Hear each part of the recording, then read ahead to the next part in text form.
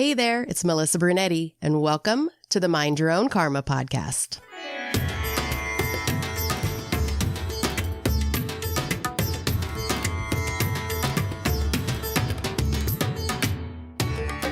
Hey there, Karma Crew. Thanks for joining me for this episode of Mind Your Own Karma, the Adoption Chronicles. Today, I have Jennifer Buljan on the show. Let me tell you a little bit more about Jennifer.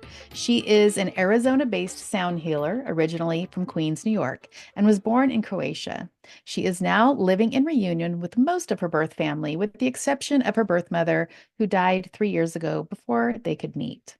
Her background is in social work and found sound therapy quite by accident on an emergency trip to the dentist. Her dentist had healed herself from fibromyalgia using sound and vibration and inspired Jennifer to delve into sound. In 2017, she officially got certified in vibrational sound therapy and started out by offering community sound baths and one-on-one sessions with clients dealing with anxiety, depression, PTSD, and childhood trauma.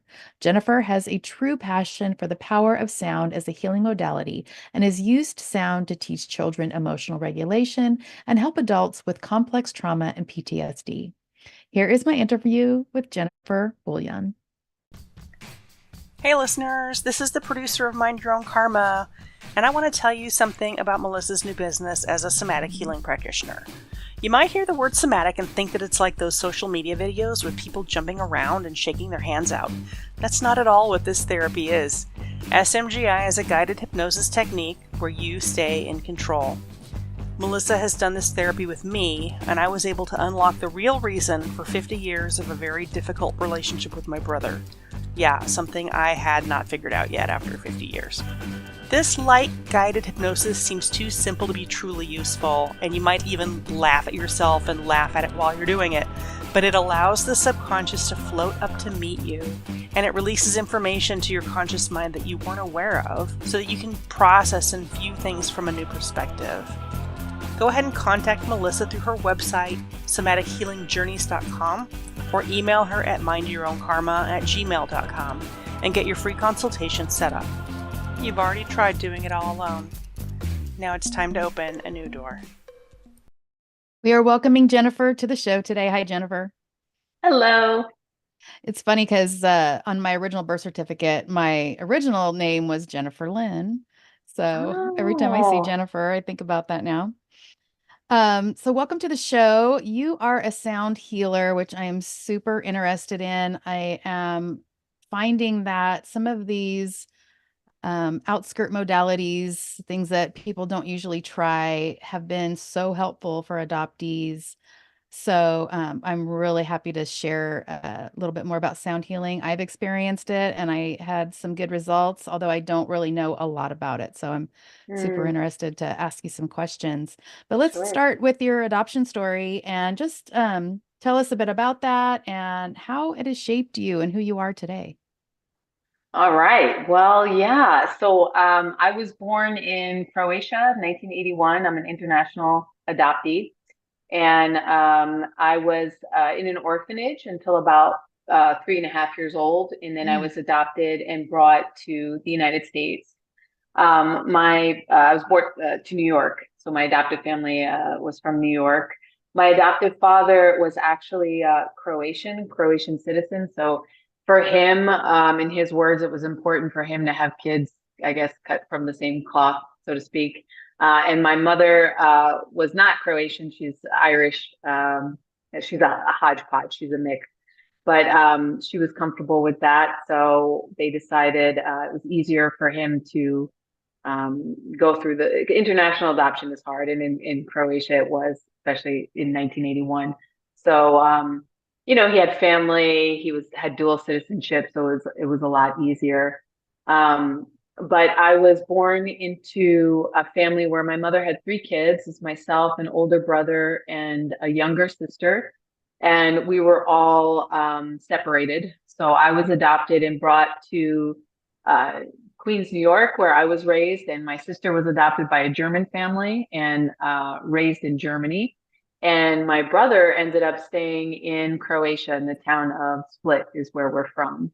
And I've always known I was adopted. One thing my adoptive family always told me from as far back as I can remember. They explained to me to the best of their ability what it meant to be adopted and that I was adopted. And they always did encourage me to ask questions if I had any. So I was grateful for that. But I was adopted into quite a dysfunctional adoptive family. My father was a massive alcoholic. He died just about 20 years ago now, when I was in my early 20s. I'm 42 now. But he was a pretty militant man in the way that he woke up at 5 a.m. and the first thing he did was have his shot of whiskey, shot of Dewar's, 5 o'clock in the morning, Dewar's and cigarette. And pretty much the whole rest of the day, he drank. And by the time he would come home around 6 o'clock, he was already verging on a hangover. And so by the time he got home, he was pretty disgruntled and really not nice to my mother, very verbally abusive. And they had a really tumultuous, volatile, horrible relationship. There wasn't any real love that I can remember shared between my mom and my father at all. Constantly fighting, a lot of bitterness. And it just, some couples just should never get married. And I believe that my adoptive family, my parents should have never gotten married. I don't want to say nor have kids because I'm here, or choose to adopt children, because that was part of my path and my journey. And, but anyway, so prior to me, they adopted my brother, who's also adopted from Croatia. Okay. My brother was, so he's 2 years older than me. He was with a foster family, severely neglected.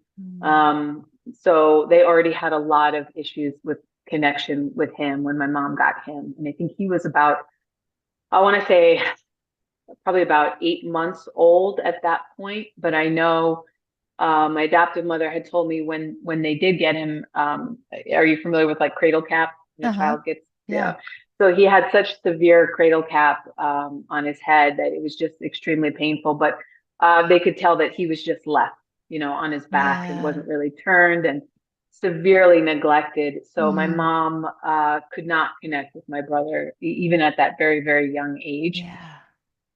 But also to make matters worse was the language barrier. My mother didn't speak Croatian. She was American. And the whole, when I finally got old enough to ask about my adoption story, it was so disturbing in the way that they went there.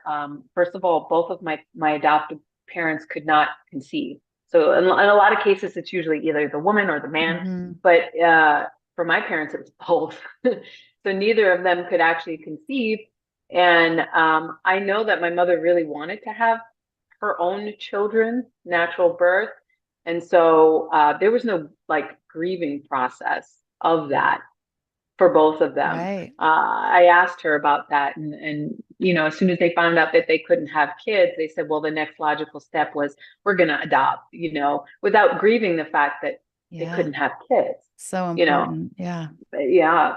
And so they went right away, and it happened fairly quickly, within a couple of months, I believe. And they had flown over to Croatia. And at the time, it was still the former Yugoslavia. So it was the big Balkan War and all of that. And so things were pretty much a mess, and the country was on the verge of war, really, and this huge Balkan War. And so there was a lot of kids that were already orphaned. And when my mom came over there, she explained to me she spent about 2 hours in the office, and I came out 3.5 years old, and I was just handed over. And I remember when she told me that, she just said it sort of very nonchalantly, like, yeah, they just handed me to you. And I said, Mom, how did I seem? How did I look to you? What was your first impression? And she said, I'll never forget a deer in headlights. And because since 2017, I've worked in sound and I've worked with people with severe trauma, I know that deer in headlights is trauma. It's a trauma response. And at 3.5 years old, I was already severely traumatized. And so I just tried to explain to her, can you see how traumatic that was for me? Not knowing who the heck you were, not being able to express verbally, emotionally, language barrier, then being given to these two strange people who are now my new parents, right? And then I had to drive in a car with them for 3.5 hours to my father's closest family members. And then we stayed there, and then we took a plane back to the United States. And I said that this whole time, she said, you were a deer in headlights. So if you can imagine, and as soon as they got back to the States, my father went right back to work. And so my mom was left with me and my brother. And she would tell me, she would wake up in the morning and just hold up like an apple or cereal boxes and point to it, like, what do you want to eat? And calling my father constantly. I don't know what she's saying.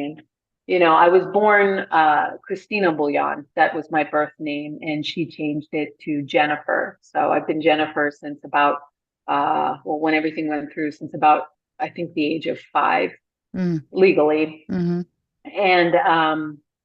And so, as I got older and started to ask about all these things, I just saw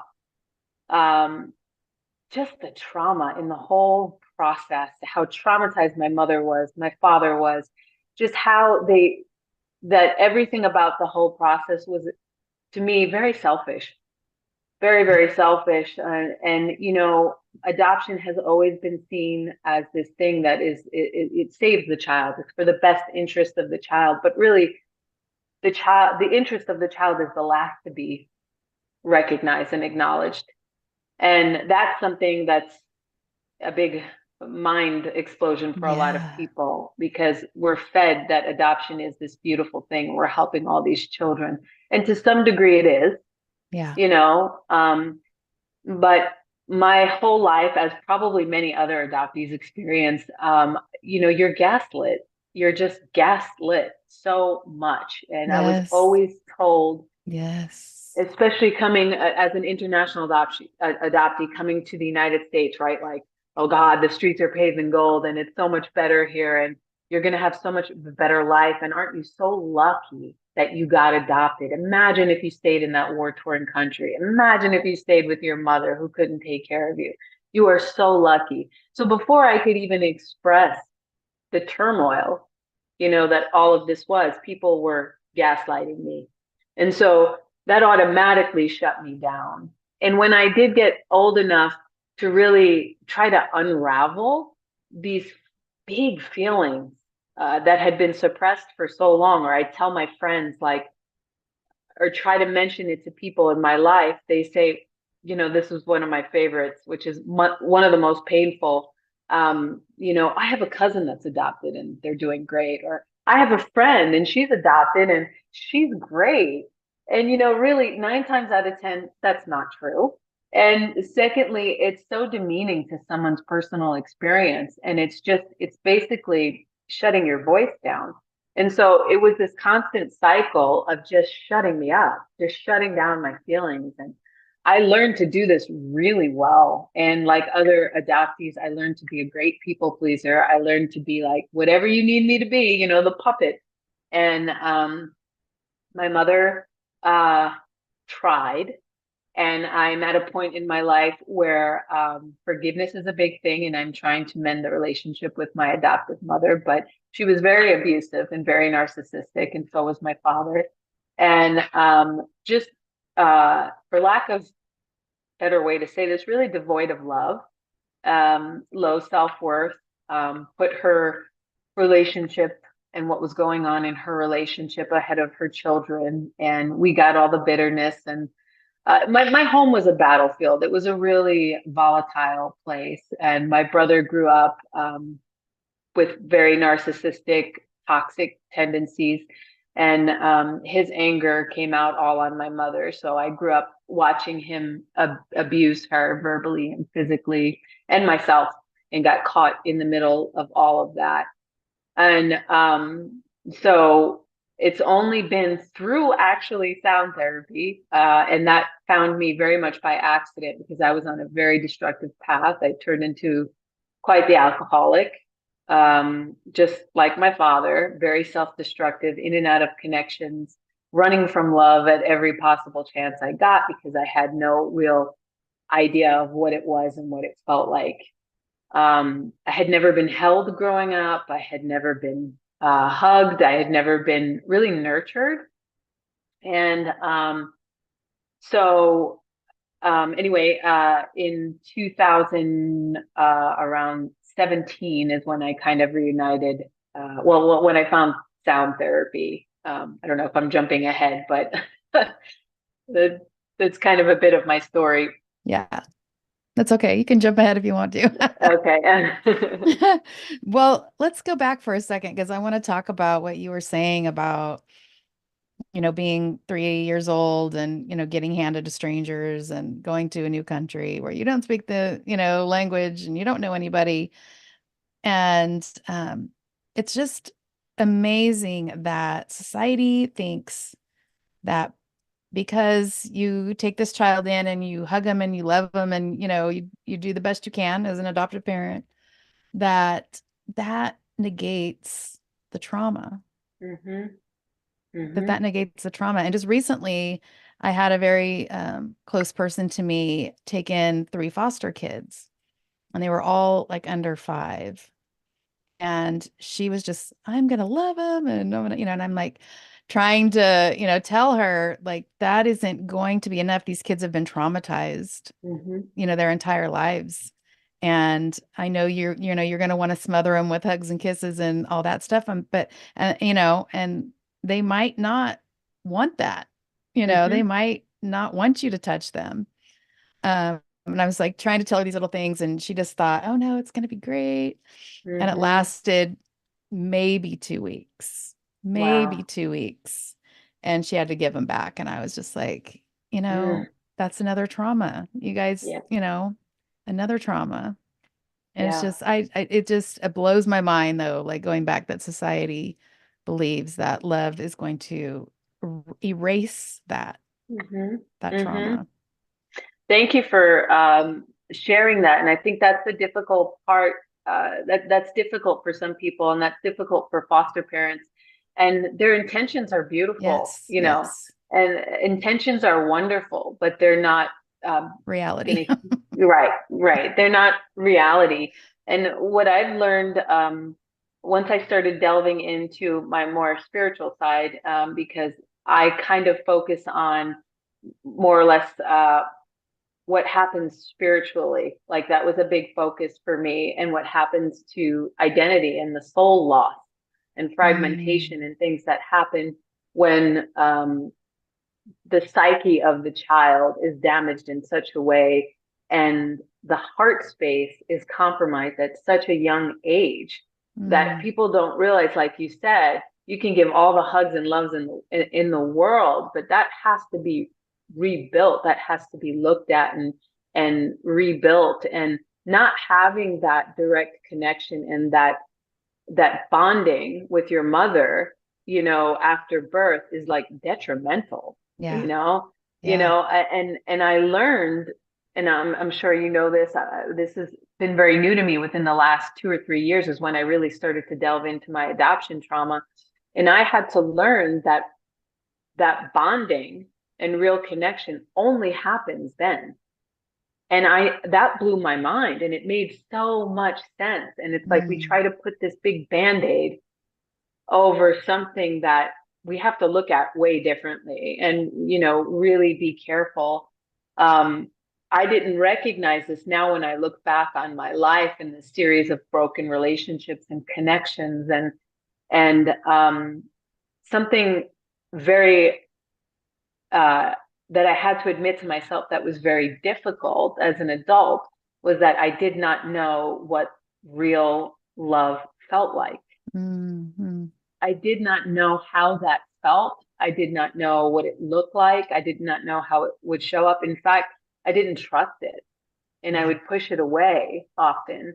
And I didn't allow people to love me. I set myself up for rejection and abandonment over and over and over. And Hmm. it's so subconscious, and it's just like this endless cycle. And you almost, I hate to say it this way, but you almost have to reach your come to God moment or your rock bottom Yep. and be like, whoa, Yep. what is going on? I cannot accept love. Like, this is the most beautiful thing in the world. Why can I not accept it? And you go through life. I have complex trauma, PTSD, and I think most adoptees, like from birth, have PTSD. I mean, Yeah. I really do. Hmm. And so that's already there. Their foundation is laid on PTSD and whatever else, like Yeah. adoption trauma, it's like an umbrella of things, you know, and I'm slowly starting to unravel and be like, oh, I have this. Oh, okay, I have this, and it's taken me this long to, I think, put my ego aside and genuinely look at these things and show myself love and grace. Like, this is not your fault. It's your responsibility now to heal it, but this Yes. was not your fault. And for so long, I just lived under this shadow of shame. And in all the work that I've done spiritually, I understand the ancestral trauma.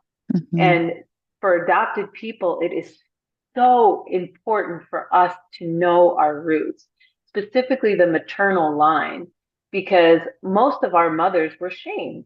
Hmm.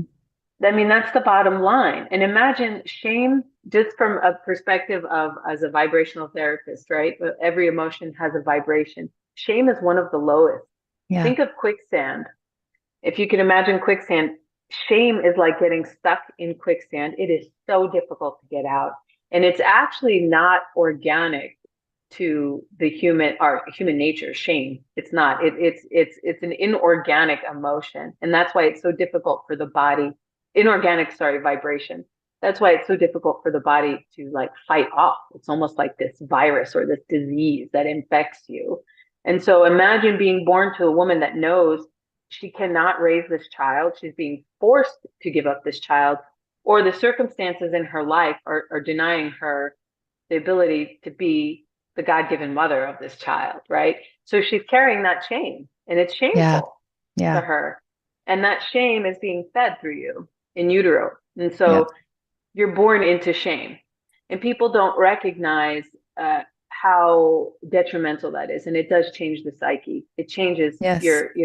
in complex trauma is something I've lived with my whole life, and only within the last year have had enough. Like, Jen, look at this. Like, stop Mhm. being scared of it. Stop running away from it. I mean, when people would talk about CPTSD or childhood trauma or adoption, I'm like, oh, everything's fine. I'm good here. Just gonna go on being self-destructive and you know This works pretend for like this me. is, yeah, this works for me. Pretend like this is not, because ignorance is bliss. It's one of my Yes. favorite quotes. And you can live in that bliss for the rest of your life, and so I just came to a point in my life where I want love. I want to experience something deeper. And I also uh, want to find myself. I want to find an identity that I'm proud of, not that somebody gave me. Hmm. And I'm tired of all the strings that are attached to adoption. And that's where I'm at now, navigating this. And I think my abuse in my adoptive family was an easier thing to actually tackle and understand and start to heal from than my adoption trauma. Hmm. That's only been something I've delved in within this last year. I was terrified to look at this. I was really Mm. terrified to even talk about it, because I just felt like no one's going to care. No one's going to, they're going to think you're ungrateful, and all this stuff. And, Yep. that whole loop that Yep. happens. Yeah. Trauma and CPTSD and these things will convince you that you're not worthy of even being on this podcast, sharing this story, having someone witness for you. So Yeah. thank you for doing that for so many people. Yeah. I wanted to ask you when you were talking about relationships and sabotaging them and that, Mhm. you didn't really know what love was. Do you think that you loved yourself at that time? Mm-mm. No, I've only just started. No, not at all. And I didn't recognize it. Um, so between my abusive adoptive family and tremendous narcissism and manipulation and but just verbal and physical abuse that I grew up with, and my adoption trauma and that big gaping wound, um, I was so devoid of love and nurturing. I mean, love terrified me. If someone genuinely looked at me with the eyes of love, I would be like, what is that?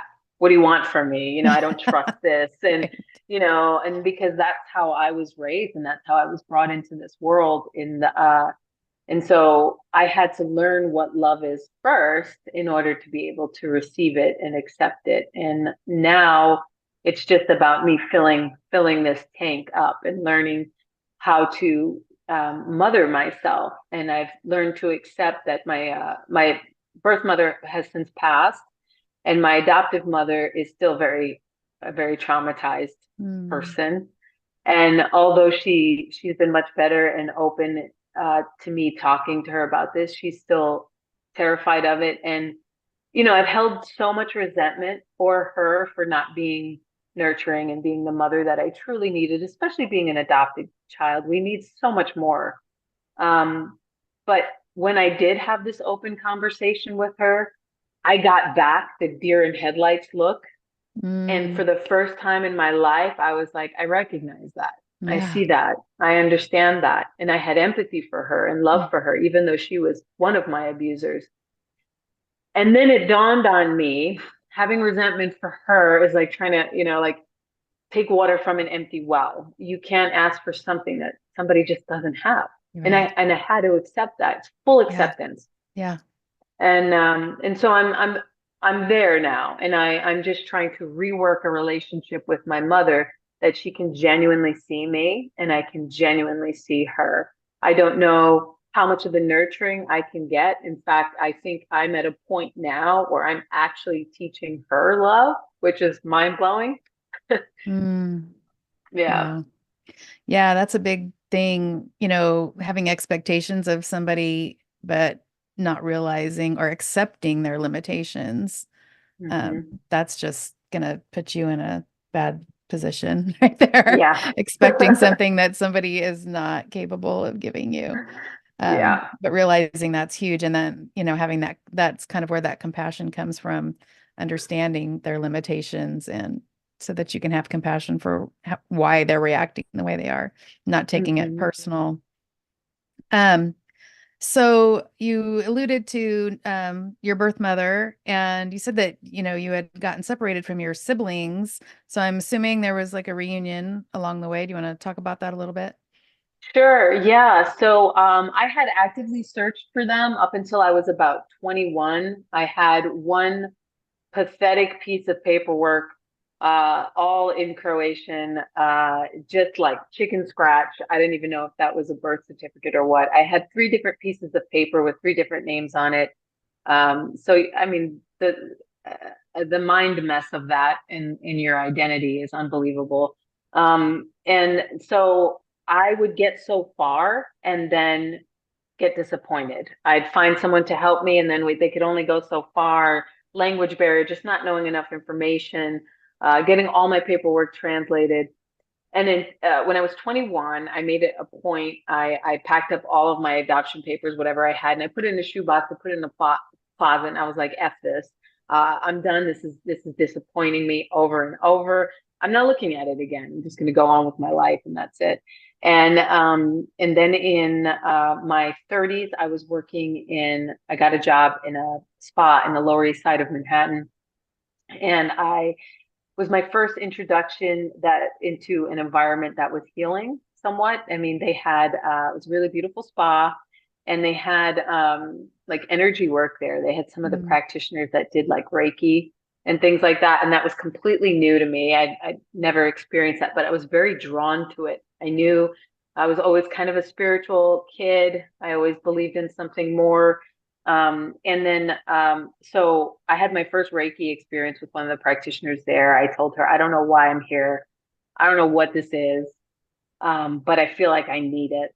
And that was the first experience where I could go inward and I could see within myself, and I could see my heart space in that experience. And it was this beautiful emerald green. And this heart of mine was just cased in this, what seemed to me a black tar. And that I was just trying to pick out of this really thick tar. And it was like this armor.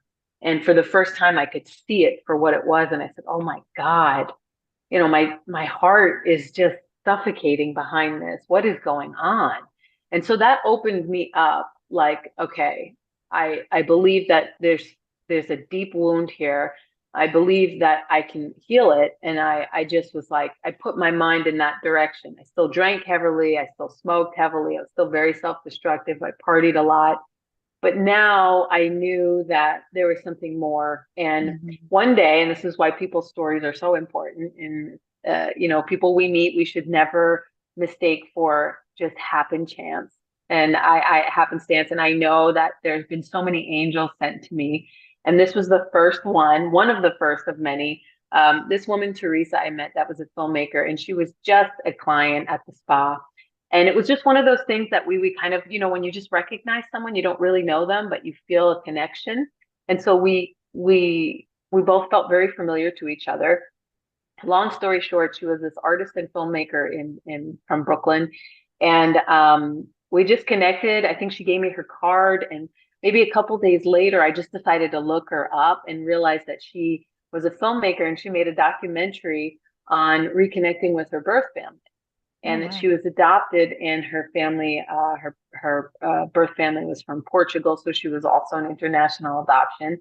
And just this overwhelmingly beautiful, heartbreaking, true story about her struggle and trying to reconnect. And she encompassed in that story all of the issues that surround adoption, addiction with her brother, and foster care, and how her mother was forced to give up her child, and just all this turmoil. And it was a Portuguese film. And I remember the name of it was, if I screw this up, I apologize if anybody that speaks Portuguese is watching, but I think it was called Saudade, which means like a longing for someone or something, a deep sadness, almost a melancholy for someone or something that maybe you don't even know, but it's there. Yeah. And it was her birth father describing this word in Portuguese. And that's what he felt for her. And I just remember just crying and like this big weight coming off my shoulders. Like for the first time, somebody was expressing, and I could recognize my feelings and like, yes, that's it. That's it. Yeah. And so I immediately contacted her like a crazy person, was like, oh my God, you just shifted me totally. I knew I met you for a reason. And I told her my story. We ended up meeting, but then it's just like one of those moments where I took off of work for the next 2 weeks. I just was like, boom, I took off of work, and I was so motivated and inspired by what she did, and that expression of love and pain through her art, and very personal. And so I took off the next 2 weeks from work. And I called a childhood friend of mine, Melissa, that was also Croatian. And she was very special to me, Melissa, because she was my only Croatian friend. And I felt, a real connection to her. And I told her about this woman, Teresa. And she said, well, Jen, don't you remember? You should start looking for your birth family. I had sent you something so long ago on Facebook about a guy that works somehow in the birth records department of Croatia. Well, oh, wow. I had discontinued my Facebook so long ago, so I had to reactivate it. And I immediately went back on. And this is that domino effect when you really connect to spirit or God or the path, right? And I went back on, I reactivated my Facebook, and everything was still there because they don't get rid of anything. and and they got all your information. But the crazy thing was that last message she sent to me, which was like 2.5 years prior, was this guy's contact. And it came right up. And I clicked on this man's page, and he lived in Ohio, and he worked, he worked in Croatian genealogy. So I immediately contacted him, and I was like, I don't know if you can help me. Here's my information. Literally scanned him my papers, just was like, screw it. He got back to me like 4:30 in the morning the next day, like, got your stuff, I'm on it. just basically like that. And I was like, wow. And then he asked for my permission if he could hand over some of my information to some people he knew in Croatia. And I said, absolutely. Within 2 days, a woman named Branka contacted me, and she worked in the birth records department in Split, which is where I'm from in Croatia. And I was like, what? And she sent me an email, and she spoke English. And in her email, she said, Robert's a very good friend of mine. I'm technically not allowed to do this, but he told me kind of your desperation and your story. And I have your mother's information. I basically have everything. Wow. So she's like, get in contact with me. And I emailed her back, and she sent me my mother's name, information, and she told me you have a brother and sister, which up until that point I had no idea. And I was just, Oh, yeah, wow. I was elated at that news. And she said, your sister's in Germany. Her name is Eva, and your brother is still in Croatia, and his name is Igor. And with your permission, I have their information. If you want, I can see if I can get in contact with them. And then she said, I will also continue to try to work and see if I can find your paperwork through the orphanage that you were from. So I was feeling great. And, next couple of days, it was just like anxious waiting to get more news and things like that. And then the next email I got from her, she said I will never forget, the first line of that email was, things like this happen and they show you how God works in life. And she said, I was on the phone to one of our biggest adoption agencies in Croatia, and I was trying to get the information from the orphanage that you were from. And that orphanage actually was bombed and burned down. And so was the hospital that I was born in during the war. And so she had given my mother's name, which is Mara Buljan, to somebody, over the phone. And as she was on the phone, there was a gentleman that was in the office. And he actually interrupted her.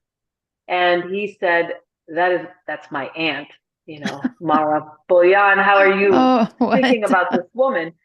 So this lady, Branka, he just was shocked, and she hung up the phone, and she said, well, who are you? And he introduced himself. His name is Milan Buljan, and that is my cousin.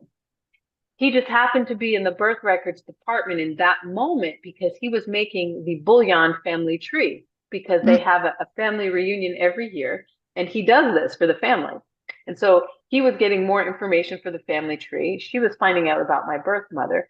They connected, and she said, oh my God, I have this woman that's looking for your aunt because that's her mother. And he said, yeah, she gave up 3 children. I know exactly who she is. And so Branka then told me that, and I was like, you've got to be kidding me. And so she connected me to Milan, and there was a big language barrier. So we had to do Google Translate back and forth, and, long story short, that opened up the floodgates. And within 2 weeks, I was reconnected to my sister, my brother, and a slew of cousins that had all started, reaching out to me via Facebook and connecting with me. And it was overwhelming, overwhelming. It was one of the greatest moments of my life, really. Within half of a year, I think, or even 6 months to a year, I was booking a flight, and heading down there. After what I learned was after my mother gave birth to me, 1981, I think the following year, she fled Croatia and went to Serbia, which is, about 6 hours away, and lived the rest of her life in Serbia up until her death, which she came back to Croatia, actually. But so the trip was amazing. Reconnected with my brother, going to Croatia, all of it. There's just really no words to express. Also, as a child that grew up in a very abusive family, to know that I came from such love was incredible. That, I think, moved me the most, because childhood trauma will have you believe you are your trauma, and you're worthless, and you're all these horrible things, and that you're not loved, And meeting my family, they were the most open-hearted, loving people I had ever met, and meeting some of the people in the village that knew my mother, and how they spoke about my mother, that she was just this beautiful being of light and this loving human being, um, you know, allowed me to look at myself differently. And I could Yeah. accept that, wait, I do come from love. Oh my God. Like, yes, I may be wounded, but my roots are in love, you know? Yeah. And so that meant a lot to me. The trip was amazing. It was 18 days that changed the course of my life. I never wanted it to end, but it was still an adjustment, and it still wasn't easy. It was still confusing and conflicting in so many ways. We had made a plan with my brother and sister, because we all reunited there. My sister met us from Germany, and we had all made a plan to go to Serbia, which was a 6-hour drive, and to meet with my birth mother. And of course, I came there with just love in my heart, forgiveness, just like this is a fairy tale, coming true, and all of this beauty. But what I didn't take into consideration, that my brother and sister were two of their own people that had Mm. their own feelings about this experience. And although my intentions were good, they had a right to how they felt. And I think they felt wonderful about it at the time, and we had all planned it. But when it came down to the moment, both of them could not do it, could Mm. not face my mother, and they Wow. just weren't ready in that moment.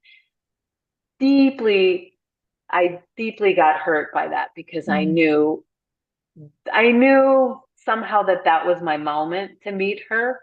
And I knew that I didn't want to do it without my brother and sister in that moment. Mm. And so I said, okay, let me give them their space. I thought it's fair that they need to grieve. And I knew there were some things that they just weren't ready for in that moment, And then I felt selfish to want that, for myself.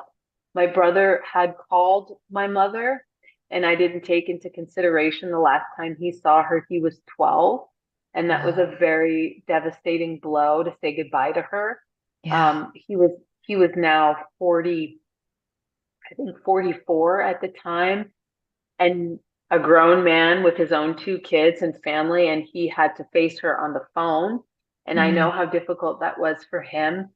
And when he hung up that phone, what he later told me, and we had planned the visit, and we were all going to go there, and she was going to reunite with her 3 kids. And innocently, this seemed beautiful, but Yeah. also I had to acknowledge the fact that for my mother, this had to be traumatic also.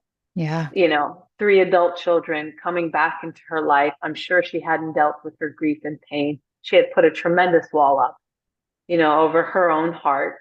And this might have just been too much, maybe. And I didn't take that into consideration.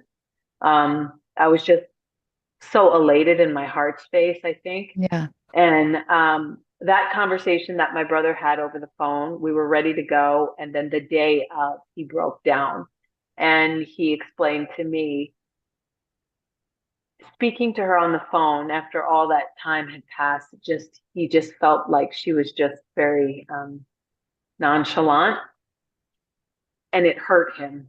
Yeah. And I understood where he came from, and I understood her point of view too. And I tried to explain to him that, you know, walls need time to come down. There's a softening that needs to happen, and it's a process.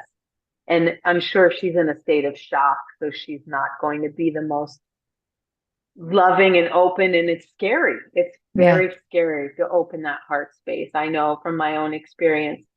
But again, it wasn't my responsibility to try to get him to see that, And Yeah. so my fairy tale of wanting to have that reunion with her and her 3 kids did not come into fruition. And I did not want to show my brother and sister my grief. And so I left that trip, and I fell into the worst depression. Mm. And I started drinking really heavily when I got back to the States. And I went back into a very self-destructive path. And that love that I experienced there, and the expectation that I had, was not, in meeting my mother, everything else Yeah. was really beautiful. But in Right. meeting my mother, which is also something that is very touchy because, you create these fantasies. And Yep. my mother, re-meeting, connecting with my mother, it was a fantasy. It was a fantasy in my mind. It wasn't reality. I deeply wanted to meet her because I think I've done a lot of energy work and I've carried so much of her shame. And I've know that I have, and I felt the weight of her pain and not knowing how to hang this up and to recognize that I was carrying it. Um, and so I always really deeply loved her because I could see past what happened and I could really Mm-hmm. understand what she went through at a deep level. And so I would always send her love and I would always make a point of holding love for her in my heart. And not a lot of people in my family did that. And I think she was shamed most of her life. And so my visiting her was very important for me, for her to recognize that I still loved her and I never held judgment towards her. And I had one Yeah. opportunity to say that to her through having her number and have someone translate for me that I've always loved you and I've never judged you. And that was translated to her. So that meant a lot to me. And I was able to also send her a sound bath that I did. I'm not sure she Mm. understood what that was, but she sat and listened to it. And sound has always been my expression of love when I couldn't express it. And Yeah. so because there was a language barrier there and all those things, the ability to express that love to my mother was very important. And so um, I kept a lot of that inside, but it did break my heart again, not to be able to touch her, to hug her. I think I really wanted to hug her and Did to you ever feel get to her. meet her? No, Oh, no. So I wow. came back to the States and she died uh 2 years, I think it was, after I got back to the States, a day before my birthday, the day Mm. before my birthday. And she had actually found her way and she came back about 7 months before. I think she knew she was going to die. 7 months before she died, and she showed up on my brother's doorstep in Croatia. Oh, That must wow. have been, yeah, tremendously difficult for him. And then he had to nurse her into transition. Mm. Yeah, Wow. yeah. But I think Wow. she knew. Yeah. And Yeah. so she wanted to die in one of her kids' homes or care. Mm-hmm. Yeah. Wow. That's an Mhm. amazing story. So much to, so much I want to say. I want to get to the sound healing stuff, but Yeah, I know. I was thinking about your mom, your birth mother, when, she was expecting you guys and then finding out that she wasn't going to get to see you guys, how that felt for her, Mhm. in that moment too, when you were talking about that. I just thought, I wonder, and when, your brother was saying how she reacted to him over the phone, and I just thought, I could just see her protecting herself, Yes. that whole time, and then having that expectation let down, moment with you guys too. I'm sure that Yeah. was just another, blow for her too. That breaks my heart. Yeah. Um, so let's get into the sound healing Hmm. stuff. So I think you said your first encounter with talking about it was at the dentist office. Is that right? Yeah. Yeah. So in my self-destructive mess, I was not taking care of myself at all. I was not taking care of myself. This was actually right before my trip to Croatia, and I was just bad. I showed up to work. I had an abscess tooth. If you've ever had that, it's awful. Yeah. But it literally got so bad overnight to the point where, and I kept working, smoking cigarettes, working like, just no care in the world. I woke up the next morning and my face had ballooned out and had Yeah. reached all the way almost up to my temple. It was so bad and so excruciating. I had to go into emergency, like oral surgery. And I knew at that point I was switching to holistic. So I found the only holistic dentist in Manhattan. And her name is Dr. Adele Brand, and she is absolutely another angel. Mm. And I don't know why God sent me this woman, but I am so grateful. When I went to her office, it was the weirdest experience. I hated the dentist since I was a kid. And she had all these spiritual things up in her office and talking about indigo children and energy work and sound healing. And I'm like, where the hell am I? Like, the dentist was always so cold and uncomfortable and drills. And she had sound frequencies playing and, waterfalls and all of this stuff. Well, I sat down in her chair and I showed her that, and she was just like, yeah, your teeth are a mess. You're not taking care of yourself. She was so tough. She was like one of those like tough moms, but like really care, but they're going to give you tough love. And it was crazy. I was in the chair and I'm like, this woman just started unloading her whole life story, her 18-year battle with chronic Lyme disease and fibromyalgia. I always say that word wrong. Myalgia. Thank you. Thank you.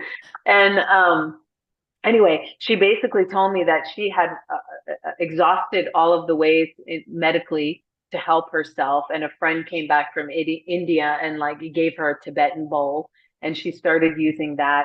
Long story short, she treated herself and cured herself from a lot of the co-infections of Lyme disease and chronic Lyme through learning sound frequency and vibration. And from there, she started incorporating it into her dental practice. So she treated people, her dental patients, with sound. So she was a completely holistic dentist. And I will give you her information for anyone that's in New York, because she is incredible. Yeah. And she just started giving me, it's almost like she knew she was planting a seed. I had no introduction to sound before her, sound healing or anything like that. She introduced me to a gentleman named Dr. Mitchell Gaynor, who was the head of oncology at New York Presbyterian Hospital. She told me, get all his books. Without a second thought, I did. He was a cancer doctor, but he used sound to heal his patients. And he became my absolute hero. He has since passed, but I still talk about him endlessly to people, because the work that he's doing was in the 90s and everybody thought he was a quack.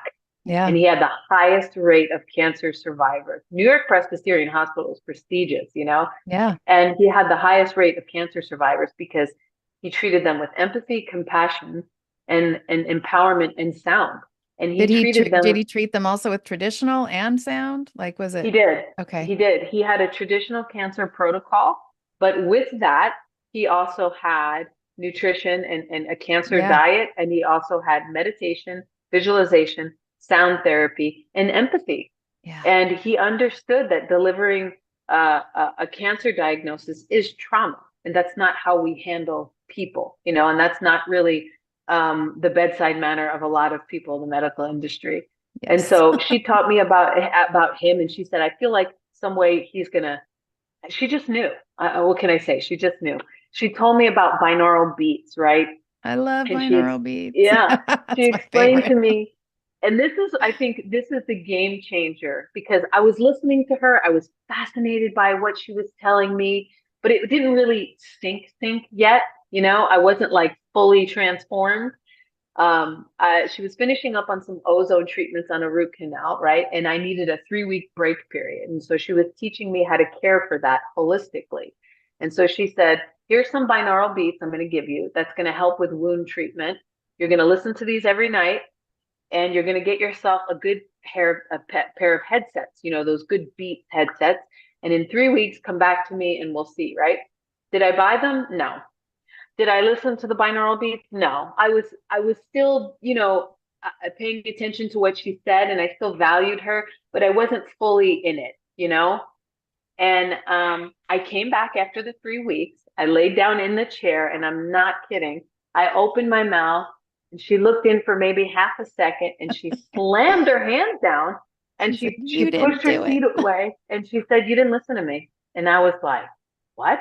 I knew I didn't, but I didn't think she would. And she's like, you didn't get the headphones. You didn't listen to the binaural beats. And I just looked at her. There was no way to lie. And I said, how did you know? And she said, because I know. Yeah. I know. Yeah. And she said, do me a favor. I'm not going to continue this appointment. Go go get them if you're Wow. serious.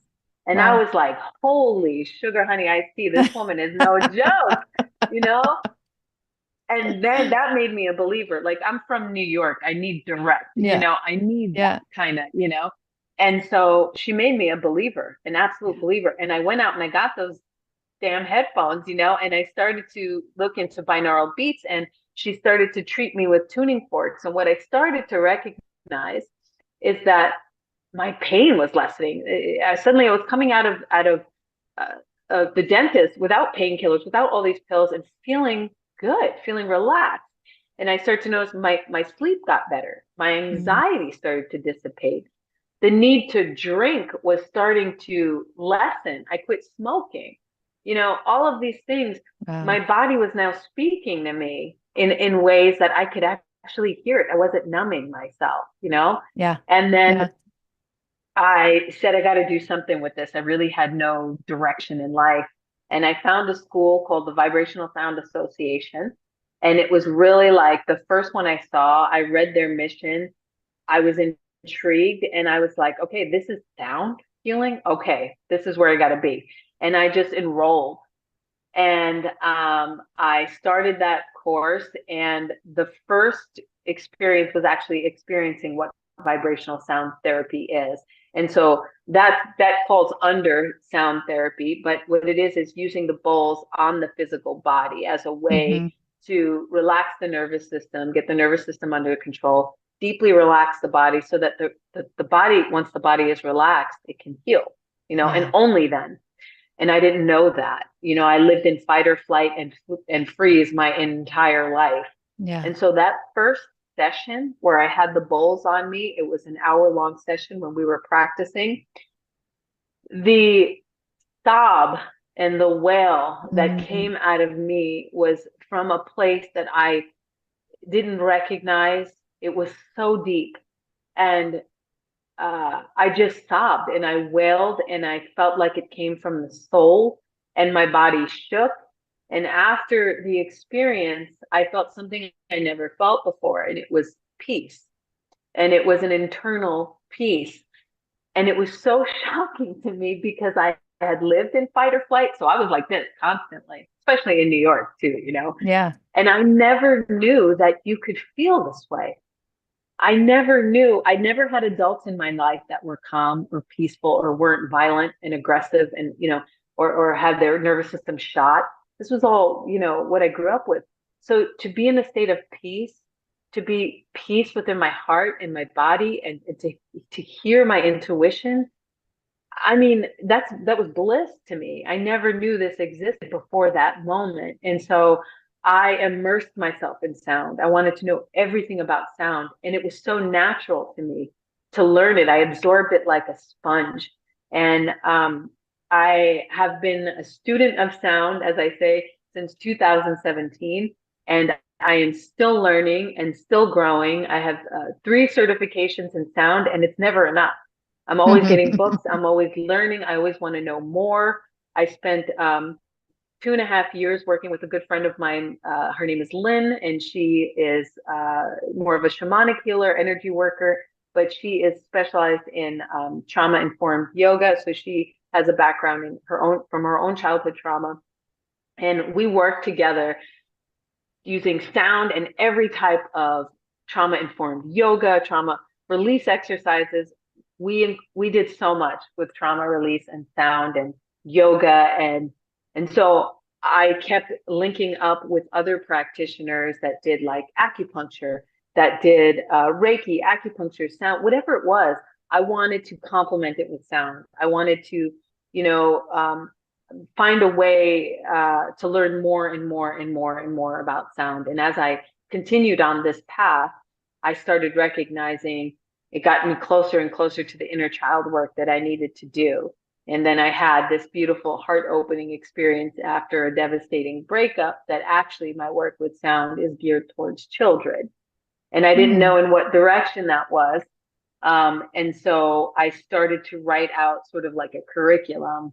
And I started to recognize that children, if they don't recognize their own power and their own vibration, they can be easily manipulated and especially children that come from trauma. And I wanted to find a way, because sound is so empowering. It's a modality that's empowering. It shows you what you need to see.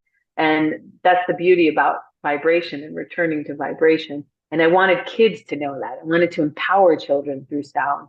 And so then I started doing workshops, and I did a session of them called Sound for Little Souls, in which I taught them the basics of vibration using the bowls. They also got to experiment with sound and learning different bowls and techniques. But this was more of a way, not so much for them to learn the instrument. I mean, if that comes later, that's wonderful. But it was for more of a way for them to express and have this sort of wild expression of emotion, because instruments can help us do that. And for me, as an adoptee and as a person that comes from childhood trauma, the expression of myself and my identity, my emotions was so important. And so I know for children at a young age, to get that out and to find a modality that can help release that was also really important. And so that got me into working with children and sound. And so majority of my work has been children and sound, but also helping people empower themselves by connecting with their own vibration and reconnecting with the wisdom of their body through vibration. So after a session with somebody, I'm not their healer, right? I'm just a conduit. And I know this modality very well. And after a session, it's generally up to them to recognize what's coming up. And that's usually organically how it happens. They will say all these things, and I'm just there to hold that space and recognize, yeah, you got it. That's what you need to work on. Beautiful. And, maybe allowing them 90 minutes of getting back into their body and feeling just how delicious that feels and how heart opening that is and how much that can open up, because we get stuck here. And this is where all the chaos is.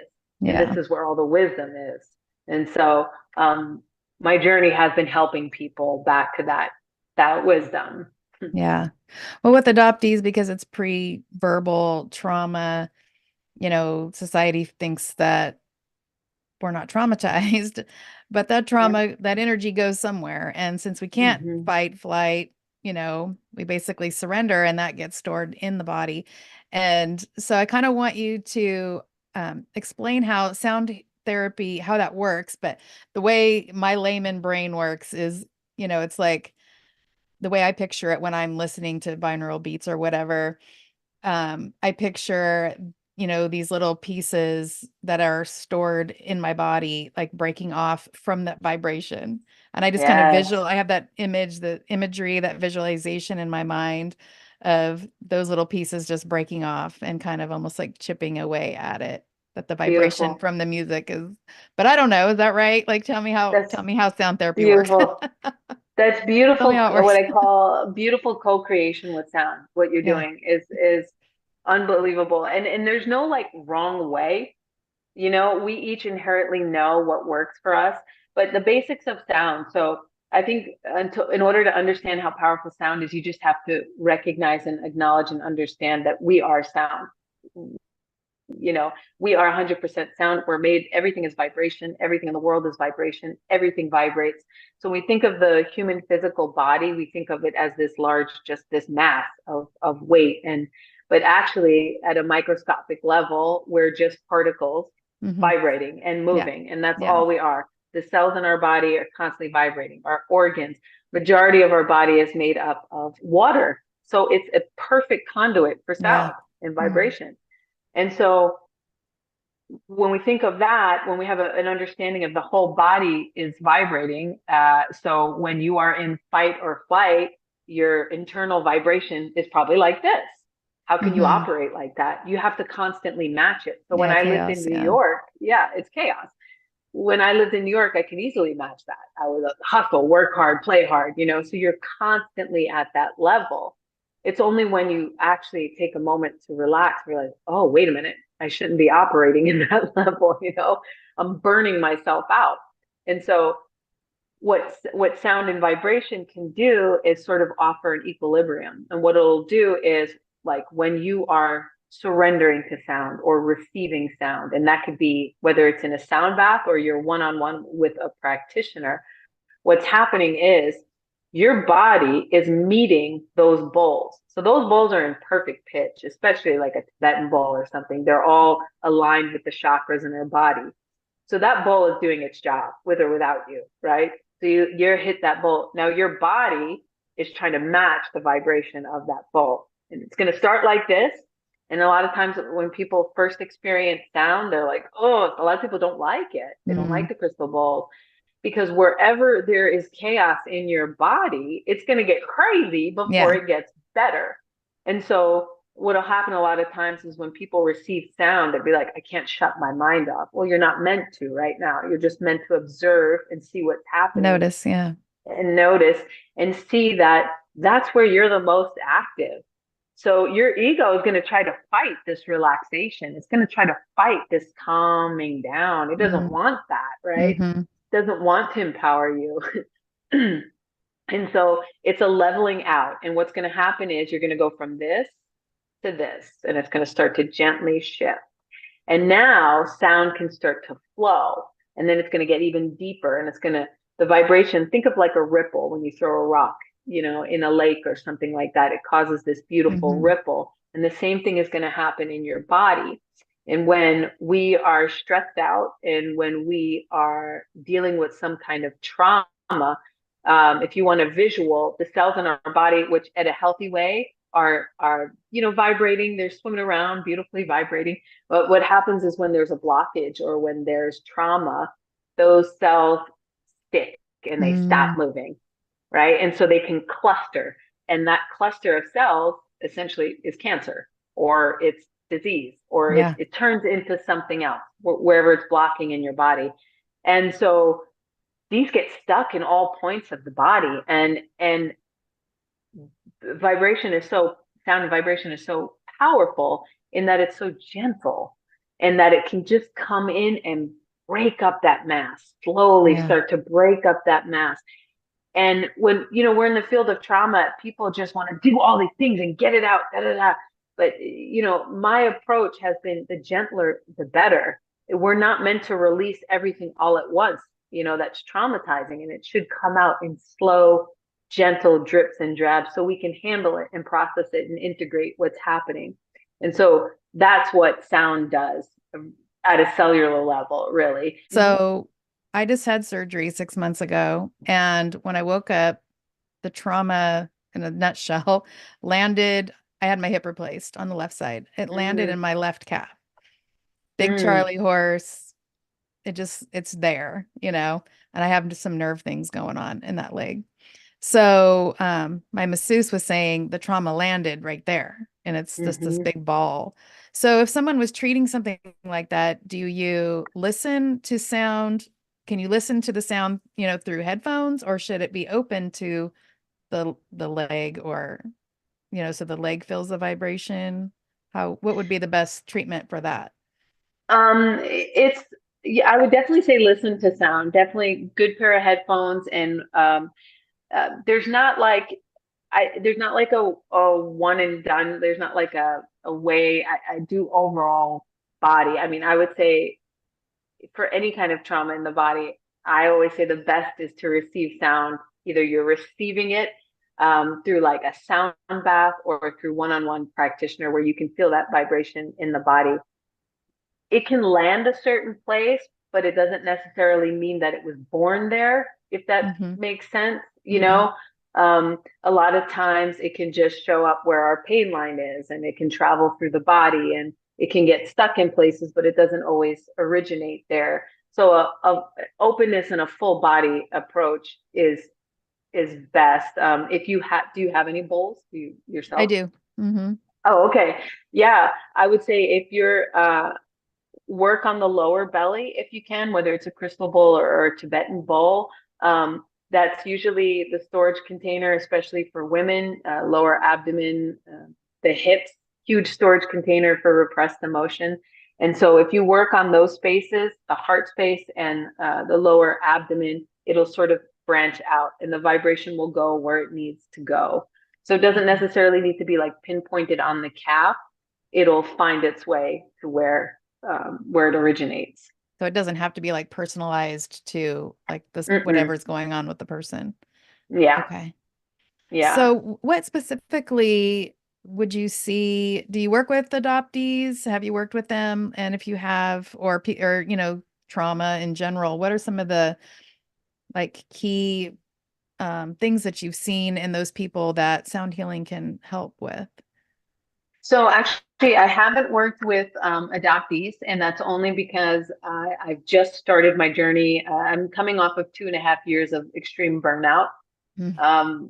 I overdid it with sound. I let my passion burn me out, but I was also not taking care of myself, Mm.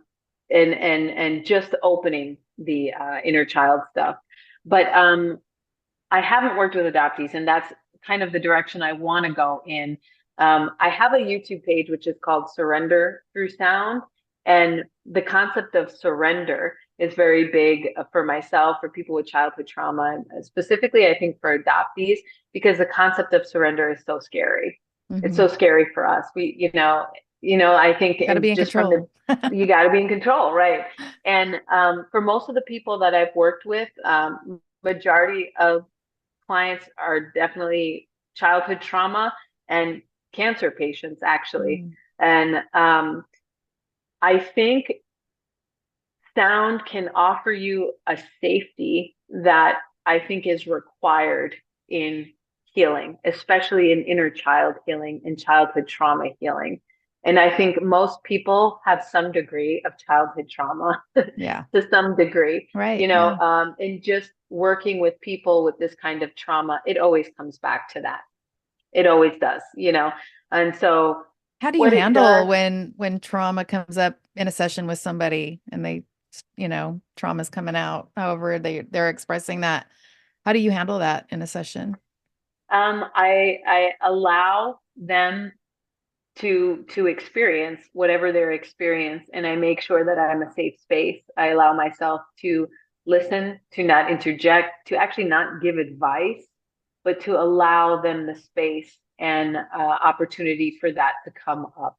And I learned that from children, actually. And I'm still learning how to be a compassionate space holder. And I can say this, and it's going to maybe sound weird, but my trauma has also offered me a level of detachment, which has worked really well for me in the work that I do. Mm-hmm. And that is healthy detachment, Yeah. in that somebody can break down and have this experience, and you have to be the guiding light, and so you have to be the one, I don't want to say in control, but able to hold that space, and you can't break down with a person. You have to be that pillar of strength for them and safety, and it requires you to Kind of like detach a a little bit. guide. A Yeah. guide, yeah, Yeah. yeah. And so the trauma comes up all the time, and I think what I've learned through people in releasing their trauma and releasing my own is that the witness is important.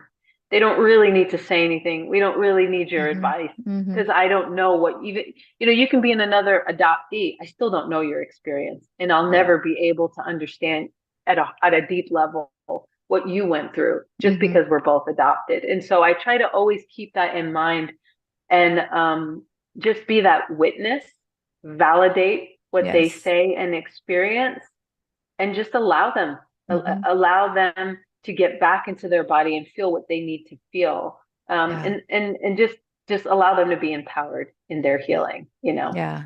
I'm a somatic therapist using Yeah. somatic mindful guided imagery. And so a lot of what you're saying resonates with how I do my work with my clients as well. So really resonates with me. Kind of in closing, what would you like struggling adoptees to know? Oh, to know that home is nowhere but in the heart, and I think as adoptees we look outward for that sense of home all the time. Yeah. And I think we always look to see that I'm going to find my adoptive family and that's home, and my birth family, and that's home. And then I'm going to find my birth mother, and then that's home. And that's Mm-hmm. going to put this piece together and that piece, and it won't. Yeah. And we need to be more honest about that. It Yeah. won't, you know, um, you finding your way back to your heart in whatever modality, in whatever therapy, in whatever it is that you can do to get you back to that space, because that's everything. That's going to change your relationship with people. That's going to change your attachment style. That's going to change how you show up in the world and your worth. And I have an adoption group that I started, and I named it "In My Heart, I Am Home." And that has been my mantra. Of course, I'm going to say sound, right? But somatics, thank you for what you do, because getting back into my body and breath and that expression of emotion, so important. I didn't know I was holding so much. But for adoptees, what you let in is so important. We have so much to release that, you know, spending time in nature, spending time in sound and experiencing sound baths, finding ways to find the way back into your body, you know, opening that container can be very scary, because the amount, it feels like almost like, I describe it as like a knot of emotions that you have to unravel. And that can be really daunting and scary at first. But trust me, once you start letting that go and you start feeling the lightness, that heart space will start to open and shine. And, you know, you're always going to fall down. You're always going to, you know, find that. But whatever works for you, keep going to that, keep going back to that, because home is always here, you know, and it's just a constant reminder. It's not your parents. It's not your birth parents. It's not your boyfriend. It's not your girlfriend. It's here. So, Perfect. Well, thank you so much for coming on today. We'll have links to your YouTube channel in the show notes. But thank you for sharing your story, and I hope you much success in the sound bath practice, because I really feel like, you know, again, it's an untapped modality that, you know, isn't well known or, you know, as accepted as some of the other modalities. I know I feel that way with somatics too. So I just ask adoptees to always be curious and just try it. You know, your healing combinations out there. Don't ever give up. If something doesn't work or stops working, then that just means you're done with that thing, and, you know, find the next thing that's going to get you to that next level. So just never give up on that. 100%. Thank you so much, Jennifer, for sharing your story on the show today.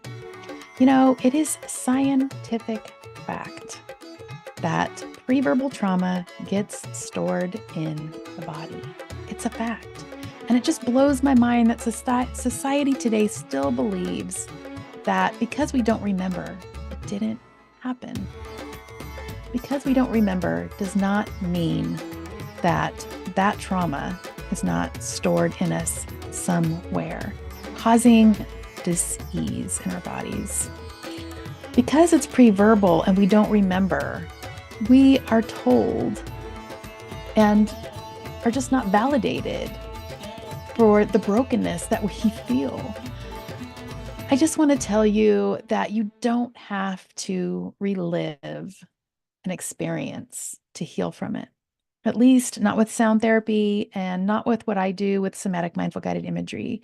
It is not a thing that has to happen with these therapies. They are effective.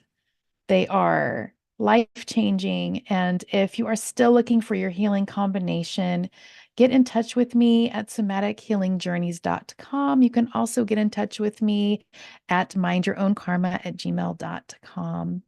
I have lots of resources for you. If you want to tell your story on the podcast, please get in touch with me. I'm always looking for people to share their stories. There's so many people out there that are waiting to hear your story. mindyourownkarma@gmail.com. As always, take what you need and leave what you don't. And always remember to mind your own karma. And I will see you next time.